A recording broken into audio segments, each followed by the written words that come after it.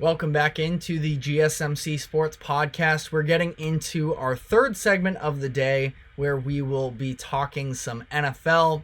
The NFL Owners Weekend, Owners Meeting is actively going on. All the coaches and owners are meeting in Orlando, Florida to review some rules. There's a lot of media sessions where they are talking to reporters, and I wanted to get into a situation with the Patriots as they have a lot of unknowns still going into next year. I believe that the franchise is at a little bit of a crossroads now. They have fired Bill Belichick. Robert Kraft just put out this Apple TV documentary, The Dynasty. I'm going to do my full review at some time soon, but I'm only about halfway through.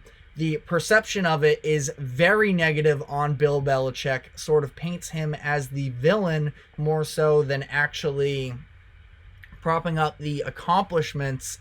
And it's interesting with Kraft where he is almost now after what should be a celebration of the dynasty. And granted, I know that a lot of non-Patriots fans want to see some of the dirtier stuff with it. He sort of wipes his hands clean of anything himself, and really just for the past few seasons, he has pretty much tried to make it as clear as possible that he is not to blame for the demise of the Patriots. And while I do think that Bill Belichick, the general manager, was very poorly mismanaging the situation the past few seasons, you also go back a decade and the Patriots have been one of the lowest spending teams in the NFL, and I do believe that that somewhat falls on Robert Kraft. They went out and they spent in that one-off season, believe it was heading into the 2021 season, when they brought in the likes of Hunter Henry, Jonnu Smith,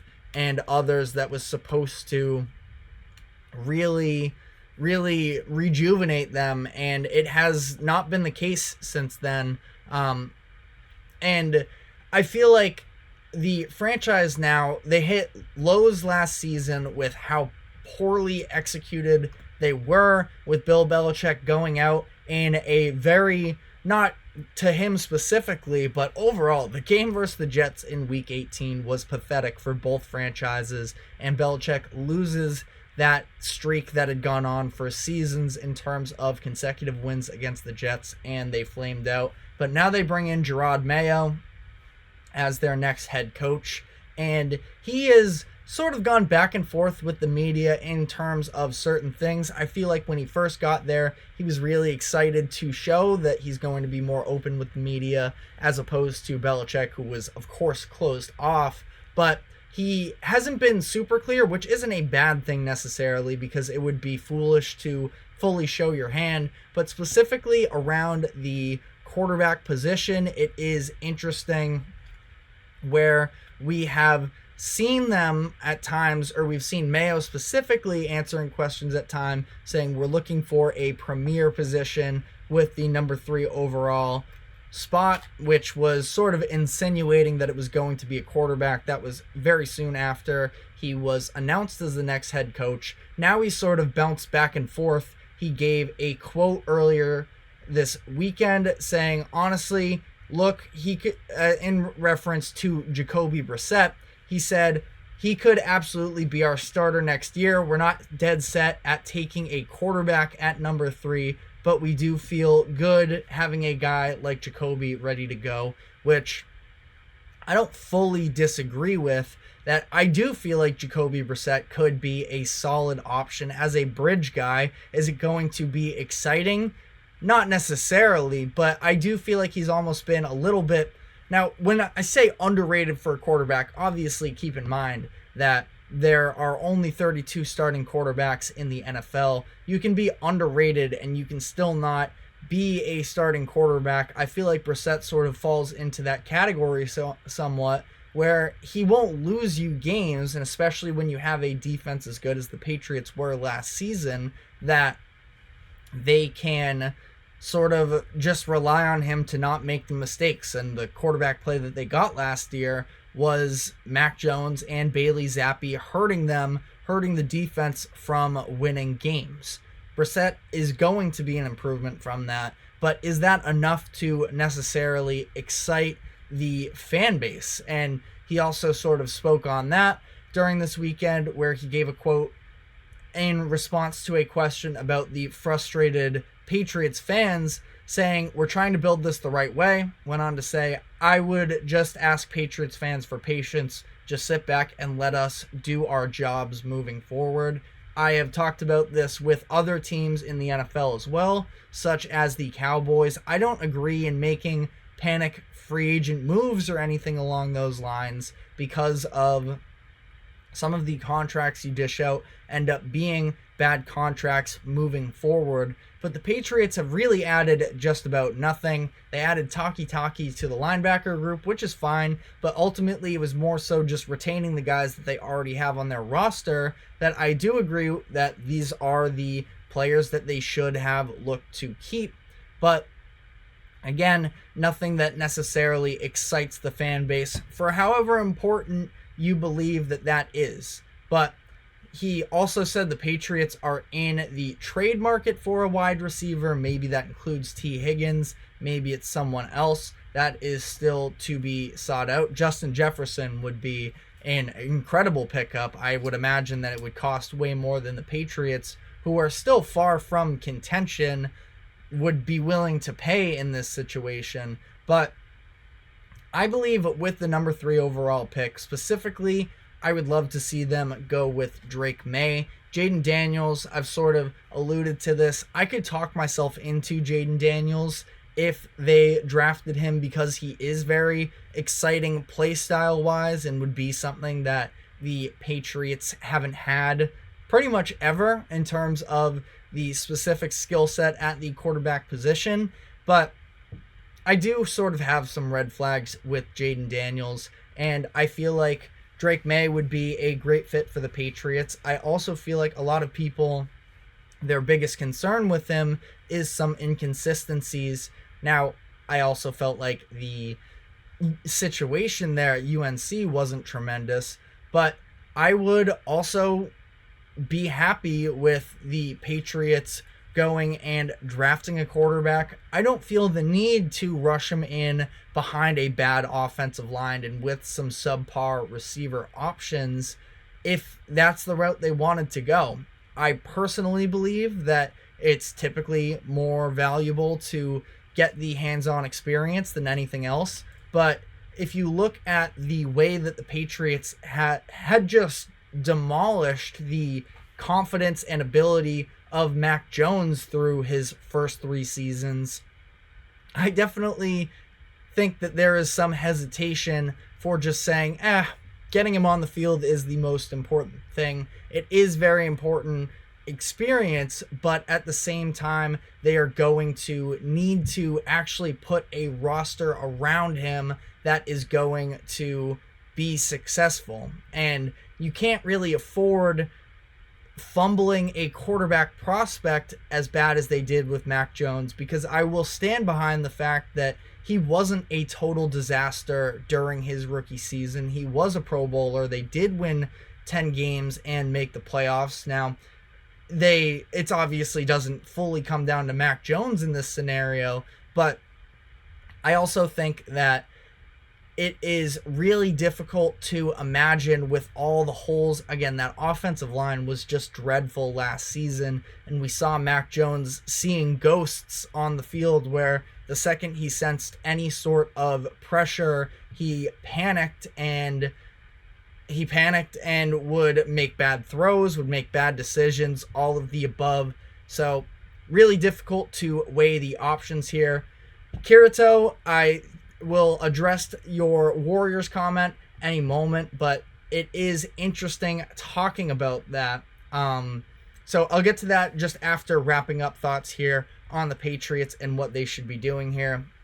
Ultimately, if the Patriots decide that Jacoby Brissett is a good enough option for them, that they have so many holes that they need to fill on offense, and they can get, I feel like a trade offer has to start with at least 3 first-round picks for the Patriots in this scenario, where we saw that was about the price that it took for the 49ers to trade up with the Dolphins for the 3rd overall pick in 2021 when they took Trey Lance. You can't just sell off for nothing because you feel like you need some extra draft capital. There needs to be some real conviction, because a lot of times in the NFL, it is, as much as we want to evaluate these quarterbacks and make sure that you get the pick right, a lot of the time it's just swinging and missing on a quarterback until you end up with the one. You can ask the Jaguars that, who, granted, to be fair, Trevor Lawrence still isn't a surefire thing, although I do believe in him long term. And it is just a situation here where the Patriots haven't had draft capital this high in years. Maybe it's worth trading back, but what you definitely can't do in my eyes is go for a receiver, offensive tackle, even, and stay at number 3. Although I do think that those are massive needs. I feel like you can find at least similar play later in this draft where they're deep in both positions there. And ultimately, I think that they need to try and find a way to just set up a young piece for the future. I understand that you want to make sure that you hit on these picks, but you can't play it safe necessarily. And as the Patriots head into this next version of themselves, they can't come out here conservative. If you miss, you miss, but at the same time, they have a lot of work to do. Kirito just commented, in my opinion, there are just some teams in NFL history that can't do rookie quarterbacks. If you can never develop a quarterback, stop trying to build a solid roster, and all you need is a game manager. I think that is fair. You see certain organizations that are really set up to be a quarterback-friendly system. I feel like you see that with San Francisco, and you see that with Miami, both of which are teams that in the 21st century haven't really had that top-end quarterback talent. And now under their new coaches, all coming from the same tree, of course, but between Kyle Shanahan and Mike McDaniel, they have been able to add tons of talent around the quarterback position and be able to develop the team as a whole in a way that has been really productive, where sure, you're still going to have people doubting Brock Purdy in terms of whether or not he would have success outside of the system. But the reality is, for the 49ers, they're trying to win a championship as soon as possible. And Purdy is good enough, and whether he would he succeed in another situation, he's still being able to make it to the NFC Championship with the 49ers and have the level of success that they are while he's on this extremely cheap deal under $1 million. Obviously, that's not something that you can bank on, is being able to have that level of quarterback play. And clearly, Purdy deserves to be paid based off of his skill more than $1 million. But one way or another, it was a terrific situation to put him into and allow him to develop that way, as opposed to what we just saw with Mac Jones, where it seemed like the team almost devolved in his years there, specifically with the offensive line, with the team refusing to address the fact that last year they didn't draft an offensive player in the first 4 or 5 rounds, other than they ended up taking a guard. It was C.D. So, I believe, was the first offensive player that they drafted last year. Belichick was almost managing the situation petty, and Mac Jones was so upset about the coaching situation on the offensive side with Matt Patricia in 2022. He almost, Belichick that is, went on strike saying, fine, you don't have Matt Patricia anymore. Now you should be fine with whatever else, since it was all his fault. Kirito says Bears should build the defense and offensive line and running back before, and then get a game manager quarterback. It'd be way better off if they did that and not keep drafting quarterbacks first overall. Well, to some degree, I understand you need to build up the roster, but for them, I feel like they're at a crossroads here, where this is now the second consecutive year they have the number 1 overall draft pick, And it's really difficult to pass up on. I know what you're saying, you have to build up the roster as a whole, but to a certain level in the NFL, it's about having the quarterback. And Caleb Williams, I'm not saying I'm 100% sold on him, but they have a chance to reset their quarterback clock here, and they don't really have any other plans otherwise at the position. So yes, they could get a ransom for that first overall pick for Caleb Williams, but I do feel like they've already built up their system to a certain level, to the point where this is just about as good of a position that a number one overall pick could fall into. Last week, we dove into all of the positions that all of the team situations that number one overall quarterbacks fell into during their drafts. And I do think that since at least 2010, I'll have to go even further back in the history as I continue to sort of take a look at this, but I think it's about the best possible situation with DJ Moore and Keenan Allen on the perimeter. I think that Cole Kmet is a very solid tight end option to have, especially in the red zone. Offensive line is fine. Would still maybe like to see it a little better, but their defense also took some strides as well last year. So I do feel like now is the time where they can kind of afford to swing at a quarterback during this draft. The NFC North, besides the Lions, are not QB friendly. Yeah, that is a good point because of snow. And that is a conversation when it comes to Caleb Williams, who's been this California kid as he was coming up, and now he's going to be playing in the ice-cold Chicago.